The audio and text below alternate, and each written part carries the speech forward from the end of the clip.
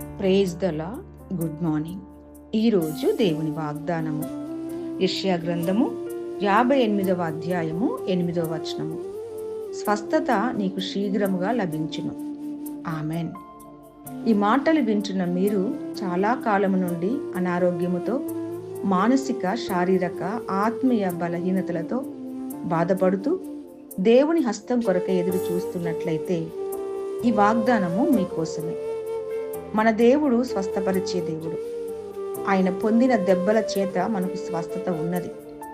మన పాపముల కొరకై, శాపముల కొరకై యేసయ్య సిలువలో ప్రాణం పెట్టి మనలను విడిపించారు.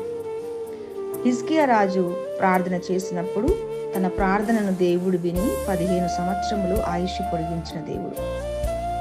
స్వస్థత కొరకై ఈరోజు ఒకవేళ కన్నీరు కార్చుతూ ప్రార్థన చేస్తూ ఉన్నావేమో, నీ ప్రార్థన విని దేవుడే ఈ వాగ్దానం ద్వారా మిమ్ములను బలపరచి స్వస్థపరచునుగాక. ఆమెన్. ఆమెన్.